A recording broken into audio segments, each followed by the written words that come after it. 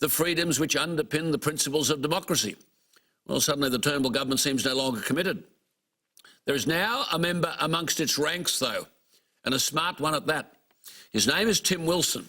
And at the last election, he won the Victorian seat of Goldstein. He beat a red-hot field to win pre-selection. He won the seat of Goldstein, replacing Andrew Robb. He has previously served as Australia's Human Rights Commissioner.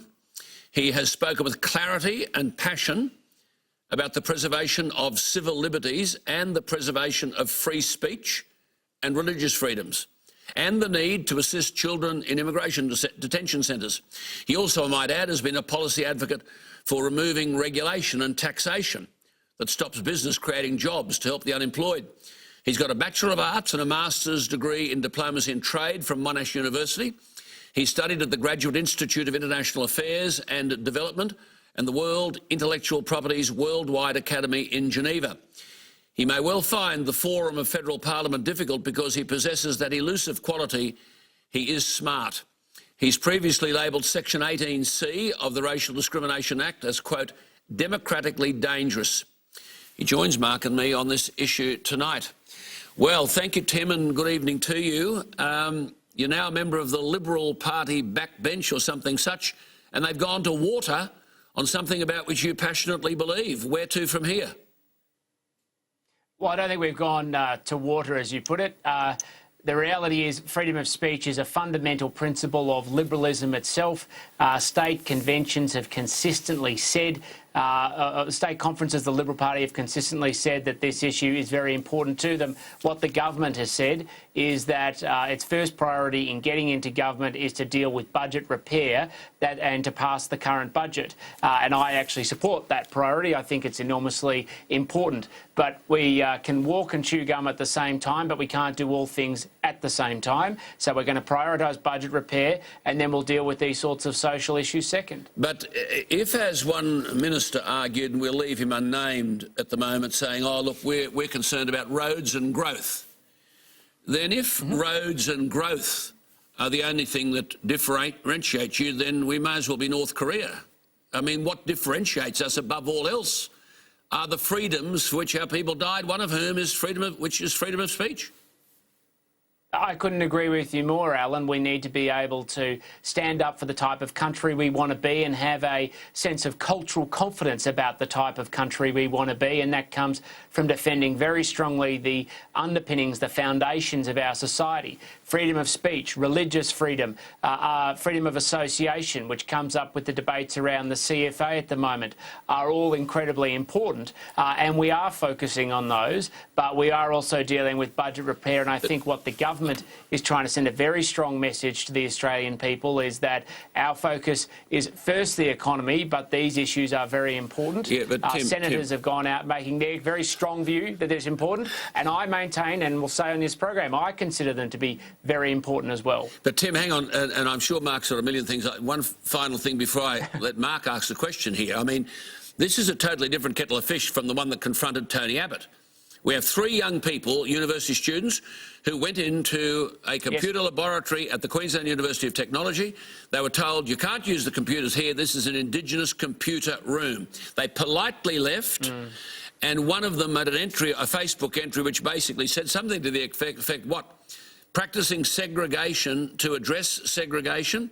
They've now got 18C thrown at them. They're a racism charge.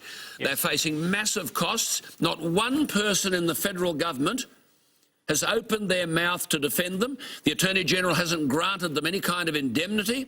How they afford to defend themselves, I've got no idea. And here now, this is when the rubber hits the road. The government seems to be prepared to let these 3 swing in the breeze. Well, I don't think that's accurate. In fact, myself as Human Rights Commissioner actually wrote articles arguing the absurdities of this case and how it creates a whole series of problems. But it actually doesn't sit in isolation. Everybody talks about Section 18C of the Racial Discrimination Act, but they've forgotten about Section 17 of the Tasmanian Anti-Discrimination Act, which takes the principle of offend and insult and applies it not just to matters of race, but sexual orientation, gender and everything else. And that's how Archbishop Julian Porteous got dragged before the Anti-Discrimination Commission there. We need to get a change in the law. It needs to be done right, but we have to do it in a way where we take the country forward together, because everybody realises the injustice of this law and that it should be fixed. And these students have got assistance and support in the QUT case from pro bono lawyers at incredible cost, and has highlighted once again the problems of the law, let alone that David Leyonhjelm is now able to make a complaint under the Act simply for being called an angry white male. The reality is you should be able to say that, and that should be permissible in a free society. You might want to socially shun it, but it should be people should be free to say it. Well, Tim, if I can just give you a little bit of advice here as a old retired parliamentarian, don't go echoing government talking points. I mean, the government had its chance in the May budget. Well, I'm not echoing what government talking point about budget repair. Well, you had your chance in the May budget to do something about repair. You made a difference of $1.7 billion over 4 years. So what you've got to do as a new parliamentarian is use your forum, your megaphone there in the parliament to do the things that make a difference. And I'll tell you this, whether you're Labor, Liberal or anything else, the one thing this country's crying out for is a voice for freedom. A sensible voice for the freedom that this country was actually founded on and grown used to over centuries, all being pushed back by identity politics. Now, let's look at this issue at Queensland University of Technology. It's not just about free speech, it's about freedom of movement and association, because you've got the absurdity in our universities of safe spaces where students who wanted to advance their studies and use a computer in an empty room couldn't do so because apparently it was Indigenous only. This is a form of segregation. It's reverse apartheid in Australia. I never thought I'd see this, where students wanting to study didn't have the freedom of movement to go into a room with computers and the association of sitting there, freedom of association to sit there and do their work.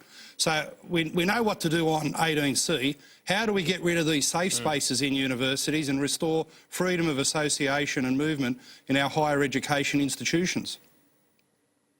Well, and that hits the nail right on the head, Mark. For starters, we need to have a sense of cultural confidence about who we are. Today in Australia, it seems that everybody who's part of a minority group can be proud of that. I'm part of minority groups as myself, and I'm allowed to be proud of some parts of my life, but not others. Everybody should be able to stand up and say with confidence who we are as a country and the type of country we want to be. But when it comes down to it, we have to push back against identity politics, exactly as you said, because identity politics comes about where people seek points of division rather than points of unity.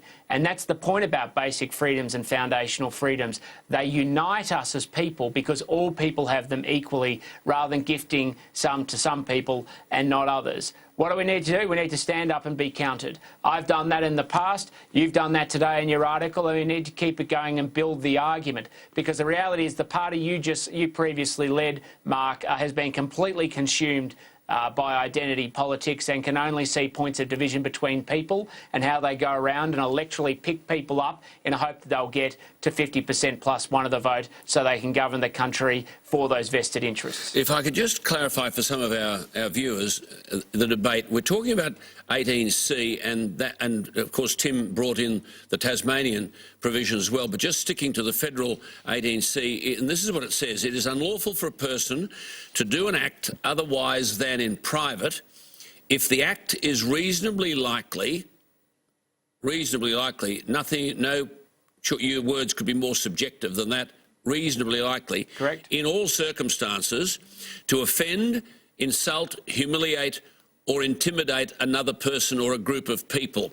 The act is done because of race, colour or national or ethnic origin.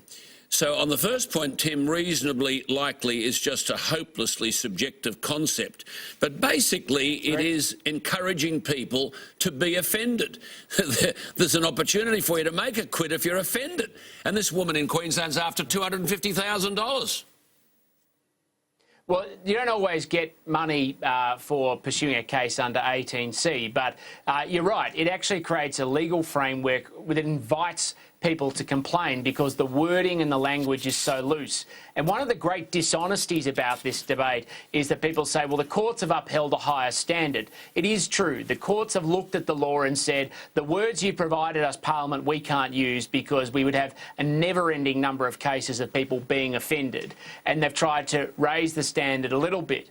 But before that, people can complain to the Australian Human Rights Commission, and it doesn't matter what the courts say, they have to accept the black letter of the law. So if I'm offended by something, I can complain to the Human Rights Commission. They can tell me it won't be successful in a court of law, but I can still proceed with it, force conciliation, and in the end, shame somebody or threaten somebody that if they don't apologise to my satisfaction, that will then take them to court and then seek to brand them as racist in the public square. There is so many unjust things with this law. It reverses the onus of proof. Just on the racist, people are guilty, and then you have to prove you're innocent. Tim, Mark, on racist in the public square. Now, nowhere is there a better metaphor of that than this West Australian AFL player, what's his name, Natanui. And there's a little 10-year-old boy, he's his hero. So he's going to dress up like Nick Natanui, and Natanui's of Fijian extract, Fijian Indian, I think he is. So the mother says, well, look, you know, you're such a little white boy, and you love him, so you'll get the blue jersey, you'll get the cap, and the mother painted him the same colour as his little hero. And they were so excited the little boy could love his idol so much that he'd really try to be like him, so she put a picture of him on Facebook. Well, these people have been forced out of their own home. The kid can no longer go to school. They're guilty of racism. Every insult and vilification and humiliation has been thrown at them. Tim, you're the hope of the side. This is where we are. A little 10-year-old boy's life is made utterly miserable for worshipping his hero. And that's the problem. We've allowed this to go on too long, and we've gotten to the point we are today. That's why we have to be culturally confident, stand up and push back very strongly against identity politics. But 18C is critical because the law sets a standard that then everybody thinks can be the basis for how the rest of society behaves. And the first thing you could do to fix 18C is to actually go back at the basis of the law. There were 3 significant inquiries that preceded the introduction of the law. None of them recommended the current law. All talked about stopping harassment and violence in society. That is entirely legitimate in comparison to what we have today. So we need to stand up and be proud, but we need to fix this law if we're going to have a pluralist Australia where everybody can stand up, express themselves and deal with the challenge of racism as well. Well, Tim, can I just pass on a little anecdote or two to add to your campaign, because the truth with 18C is you've got these high-profile public cases, but the biggest part of this iceberg is below the surface. In my little career there as a newspaper columnist, I've had 2 examples now where I've been censored or had to change my wording because of fears at the newspaper and the lawyers about someone taking offence, and we'll all be sued under 18C. So there's a lot of censorship and restriction on freedom of speech that's going on behind the scenes. You don't see any of this publicly. Newspapers, quite frankly, are living in total fear of vexatious, litigious people manufacturing offence and trying to make some money out of it. So the 2 things I wanted to put forward, I thought they were statements of the obvious, and are certainly grounded in truth. But anyway, they're deleted from the paper. So there's a lot of censorship here below the surface, and I think that needs to be understood. And if you talk to people in the media industry, you'll just find out that living in fear of 18C is as big a restriction on free speech in our society now than the high-profile cases. Yeah, but I mean, Bill Leak draws a cartoon, a clever cartoon to highlight one of the great crises in the Northern Territory. That is dysfunctional families, and a little Aboriginal boy getting into trouble, and the father is hauled in and says, the bloke says to the father, well, here he is, and what's his name? The father doesn't know him. Highlights the problem. I'm just saying it's affecting us all, Alan. I'm not a little Aboriginal boy. I'm a big, buffy white bloke, but we're all affected by this. All affected by it, but you've got in ways you wouldn't expect. You've got a Human Rights Commissioner, this Sut Pomasan, telling people to write to him and complain about the bill, telling the public to write to him and complain about Bill Leak. Tim. And this is the point, Alan. It invites complaints. It invites people to be offended, and that's the fundamental problem. And on top of that, there's a gross hypocrisy from so many people who defend the law. Their rhetorical point, whenever anybody says they want to support a change in the law, their question has always been, well, what is it you can't say that you want to say? The QUT case has proven very clearly what happens when you have a law that can be used and abused as a weapon. But more than that, there are things around culture, around nationality and around ethnic origin that should be up for contest, up for discussion, up for debate. The attitude of some countries and their cultural traditions towards homosexuality should be open to debate, even if it's offensive, even if we get to ridicule it. And I just don't accept this idea that the best one way to deal with issues is to shut the discussion down. But on top of that, it silences people from talking about difficult issues that this country needs to face up to. Absolutely, no doubt about it, Tim. Well, you're the hope of the side. Hope of the side. Yeah, get cracking, Tim. Get cracking, Finish Tim. your maiden speech by tabling a private member's bill in the House to get rid of insult and offend under 18C. You'll be a hero of the people. Yeah, the last point that Tim made, I think, was the most valid point, where it's just deliberately used to shut down discussion. Yeah, absolutely. To silence people. Tim, thank you for your time. There he is, Tim Wilson. He's the federal member for the seat of Goldstein. Very, very bright. And it's to be hoped these people can prevail, but